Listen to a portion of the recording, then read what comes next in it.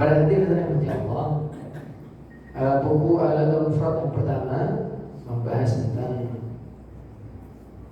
berbakti kepada kedua orang tua. Hadis yang pertama babu qawlihi ta'ala wa wassayna al-insana biwalidayhi husna. Al-Ankabut ayat 8. Al-Imam Al-Bukhari memulai dengan ayat Al-Quran yang berbunyi babu qawlihi ta'ala, bab firman Allah subhanahu wa ta'ala wa wassayna al-insana biwalidayhi husna, dan kami wasiatkan kepada manusia untuk berbuat baik, berbakti kepada kedua orang tuanya. Mari kita renungkan ayat ini. Betapa banyak generasi-generasi yang rusak karena tidak mendapatkan bimbingan langsung dari kedua orang tuanya. Maka kita dengan diwajibkannya melaksanakan ibadah haji, dari situ kita bisa belajar bagaimana menjadi ayah seperti Nabi Ibrahim yang tidak pernah berhenti membimbing putra beliau walaupun beliau berada di tempat yang jauh. Kenapa kok bisa? Nabi Ibrahim ada di Palestina sementara Siti Hajar ada di Mekah. Kok bisa putranya menjadi Nabi Ismail? Nah, ini kita renungkan baik-baik bahwa ada tarbiyah ruhiyah yang banyak hilang di tengah-tengah masyarakat kita. Pendidikan roh sekarang kan yang lebih difokuskan tarbiyah jasadiyah, pendidikan fisik. Sementara pendidikan itu ada 3. At-tarbiyah al-jismiyah, fisik oke, anak kita yang sampai gak dikasih makan itu nafkah lahir, kasih makan yang bagus, kasih makan. Kemudian yang kedua ada tarbiyah akliyah, disekolahkan. Tapi banyak ilmu yang ketiga, at-tarbiyah al-khuluqiyah, pendidikan akhlak, adab. Sehingga apa? Banyak anak-anak sombong kepada orang tuanya, betul ya? Yang kadang ibu ngomong satu, anaknya ngomong 10 kali omongan. Ya, nah sekolah, anaknya sudah ngomong 10 kali omongan. Apa masalahnya? Nah, insya Allah nanti kita temukan di sini.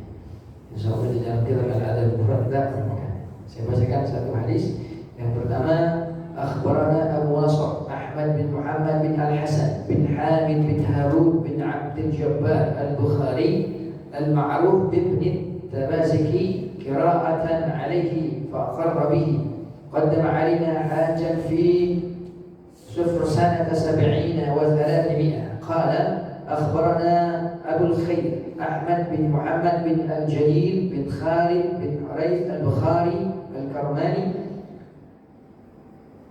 العبقسي البزار سنة 32 و300 قال حدثنا أبو عبد الله محمد بن إسماعيل ابن إبراهيم ابن المغيرة ابن الأحنف الجعفي البخاري قال حدثنا أبو الوليد قال حدثنا شعبة قال الوليد بن العزار أخبرني قال سمعت أبا عمرو الشيباني يقول حدثنا صاحب هذه الدار وأومأ بيده إلى دار عبد الله قال سألت النبي صلى الله عليه وسلم أي العمل أحب إلى الله عز وجل.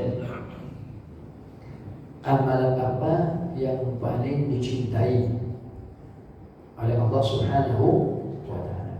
Qala as-salatu ala waqtiha, salat pada waktunya.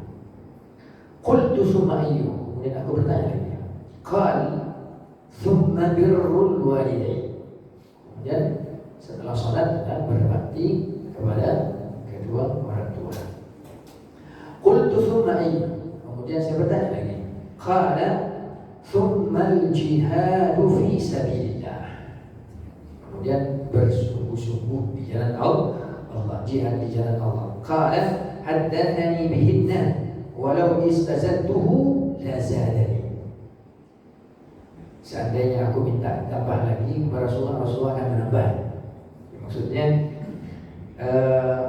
Ini berkenaan dengan amalan yang dicintai oleh Allah Subhanahu wa ta'ala.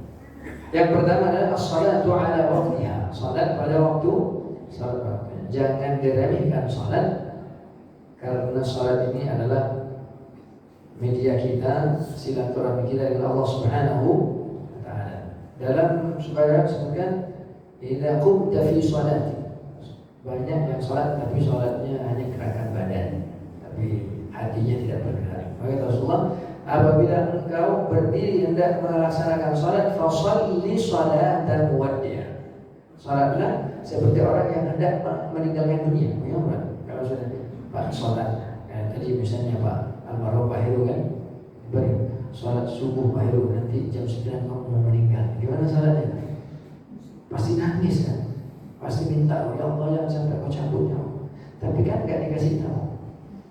Seandainya kita tahu hadis ini, maka setiap sholat yang kita lakukan, kita akan melaksanakan sholat seperti yang akan meninggalkan dunia ini. Idza qumta fi sholatik fasholli sholatan muwaddi'. Ini pesan Rasulullah untuk kita. Kalau mau khusyuk sholat, ya sholatlah seperti orang yang seakan-akan setelah sholat akan meninggalkan dunia. Wah, dijamin masih nangis gemeteran. Ini kalau berdiri semua bulu-bulunya takut pada Allah Subhanahu wa ta'ala. Mari kita amalkan. Jadi ketika wudu, Rasulullah itu kalau sudah masuk ke masjid, beliau sudah tidak ingat siapa di kanan kirinya. Karena masjid di rumah Allah. Kadang kita di masjid mau iqamahnya masih ngobrol. Sudah transfer dulu. Ya, kita kadang tidak tahu ada di masjid. Ketika sudah masuk ke masjid, Rasulullah sudah masuk ke masjid, yang beliau adalah seakan-akan tidak kenal siapa di sampingnya. Ketika mau sholat kita, maka kita harus budayakan di masjid-masjid kita. Jadi ketika sudah di masjid, ada masjid kita jaga. Kemudian apalagi antara adzan dan iqamah ada doa-doa yang sangat luar biasa. Apabila kita mohon kepada Allah, Allah tidak akan memulainya. Dan ini semuanya media yang Allah berikan kepada kita. Maka Rasulullah SAW menegaskan, amalan yang paling dicintai oleh Allah adalah salat pada waktunya. Kemudian ketika ditanya lagi Rasulullah SAW oleh sahabat Rasulullah, apalagi ya Rasulullah, thumma birrul walidain. Banyak orang yang salatnya kata kita khusyuk, mantap, semua gerakan-gerakannya tidak ada yang salah, sesuai dengan apa yang dicontohkan oleh Nabi. Tapi satu, dia tidak berbakti kepada kedua orang tuanya. Masih ingat cerita Alqamah? Alqamah Pak? Pernah dengar kan? Cerita Alqamah ya, yang ibundanya cemburu ketika sudah menikah. Dia lebih mementingkan istrinya daripada ibu kandungnya. Kemudian si ibu berdoa, ya Allah jangan kau cabut nyawanya dia sebelum dia merasakan perihnya. Ya.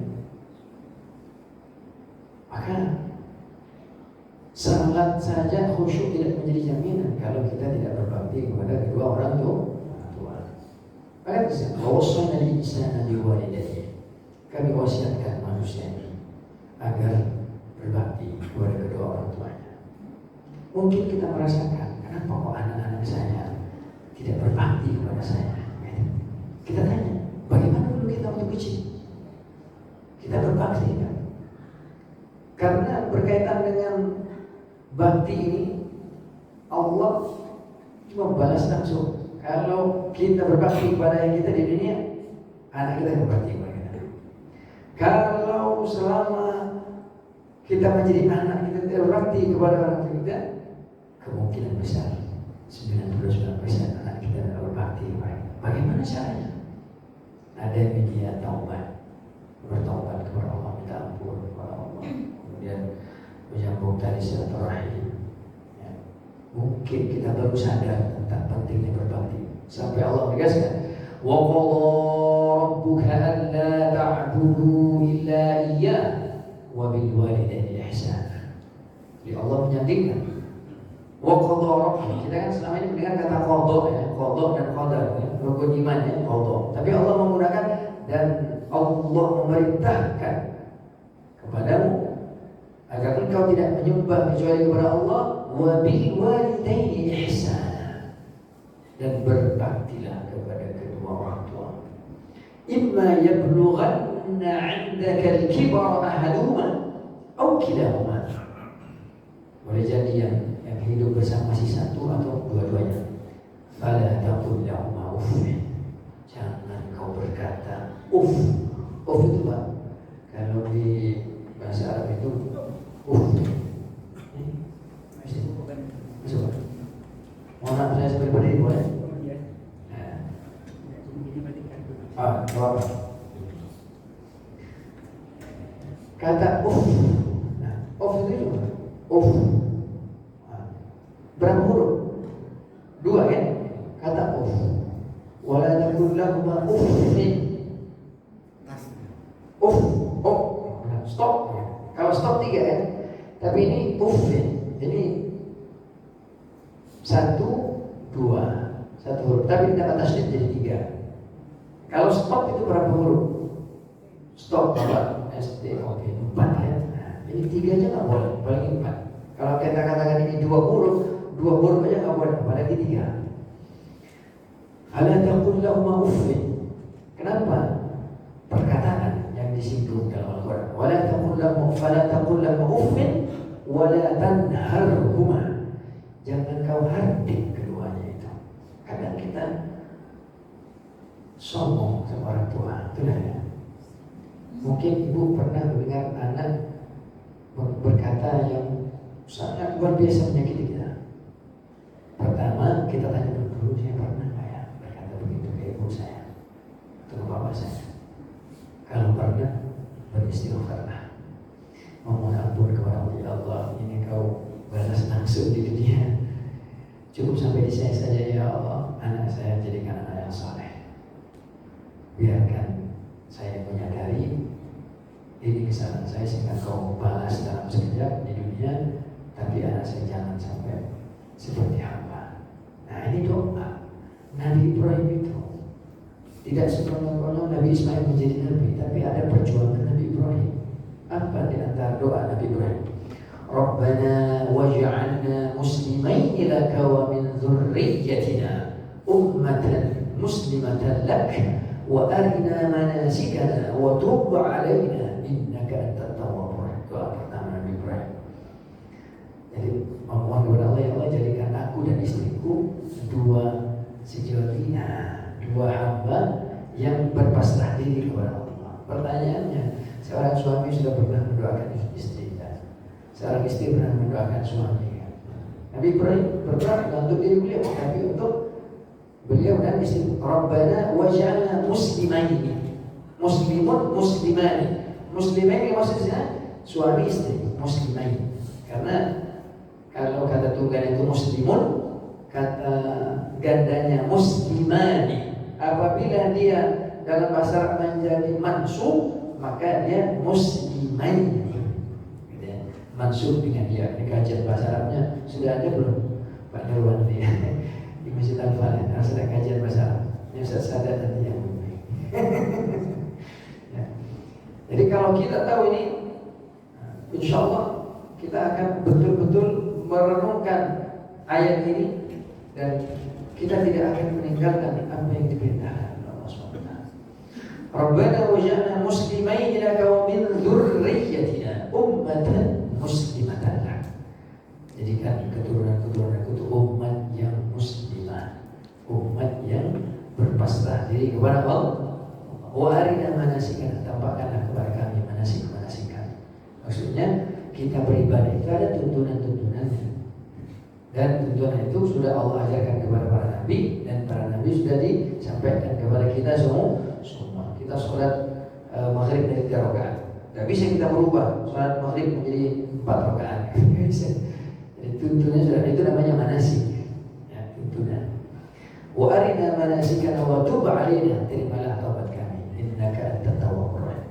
Banyak sekali doanya Nabi Ibrahim itu sebagai ayat agar anak-anaknya menjadi anak yang berkualitas, menjadi anak yang baik, menjadi anak yang tumbuh dan berkembang dengan akhlakul karimah.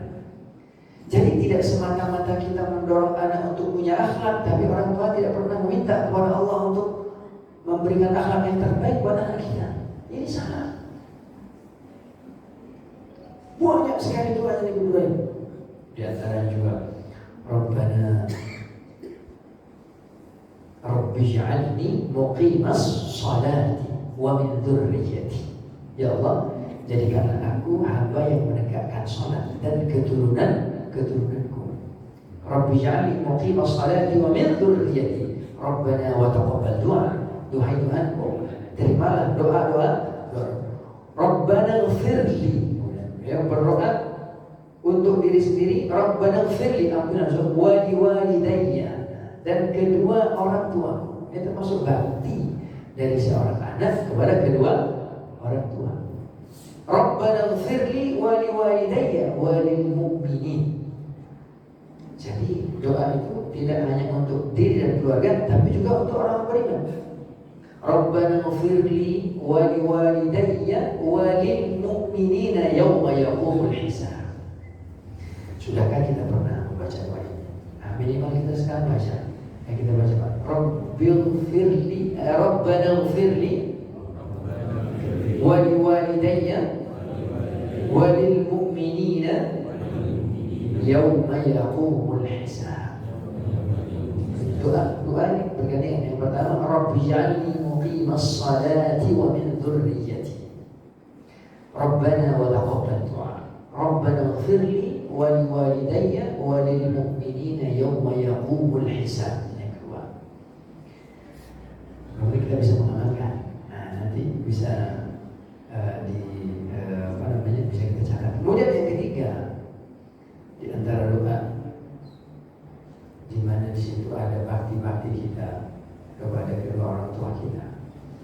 Rabbana hab lana min azwajina wa dhurriyyatina qurrata a'yun waj'alna lil muttaqina imama. Sudahkah kita baca? Kemudian yang keempat adalah ini doa biasa dibaca oleh yang sudah melewati usia 40 tahun.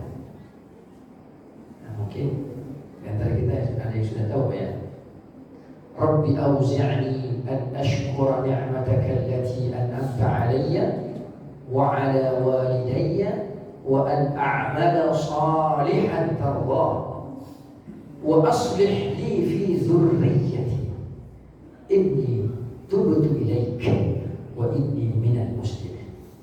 Ini kalau kita sudah lewat 40 tahun, 45, 48, 40, bahkan 50 atau bahkan sudah mau masuk 70, kita nggak baca doa